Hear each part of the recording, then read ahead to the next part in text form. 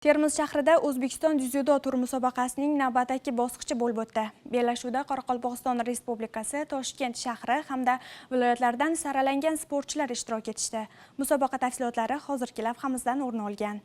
O'zbekiston dzyudo tur musobaqasining navbatdagi bosqichi Termiz shahrining kurash majmuasida bo'lib o'tdi. Unda mamlakatimizning barcha hududlaridan 169 nafar dzyudochi ishtirok etishdi. Mukofot jamg'armasi 200 million so'mni tashkil etadigan musobaqada erkaklar o'rtasida 66, 81 hamda 90 kilogramdan yuqori, ayollar o'rtasida esa 70 kilogramdan yuqori vazn toifalarida bellashuvlar tashkil etildi. Ikkita tatamida o'tkazilgan dzyudochilarning bahslarini malakali hakamlar jamoasi baholab borishdi. Ayniqsa uchrashuvning final bellashuvlari qiziqarli kechdi. Erkaklar o'rtasida o'z vazn toifalari bo'yicha kechgan bellashuvda Bobur Vajiyev, Alimardon Abdulahadov, Muhammadali Tangriyevlarga teng keladigani topilmadi. Ayollar o'rtasida esa Shohista Nazarova bellashuvning yaqqol peshqadamligini qo'lga kiritdi. Musobaqa yakunida tantanali taqdirlash marosimi o'tkazilib, g'olib va sovrindorlarga diplom, medal hamda pul mukofotlari topshirildi.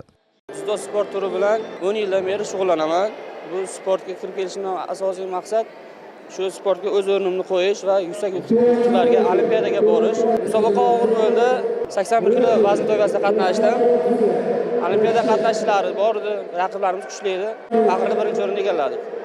Shu tariqa medallar jamg'arish bo'yicha Surxondaryo viloyati jamoasi birinchi o'rinni egalladi. Musobaqa mezbonlari 2 ta oltin, 1 ta kumush, 3 ta bronza medaliga ega chiqdi. Toshkent shahri jamoasi 2 ta oltin, 1 ta bronza medali bilan ikkinchi. Toshkent viloyati esa 1 ta kumush va 2 ta bronzani qo'lga kiritib, 3-o'rindan joy oldi.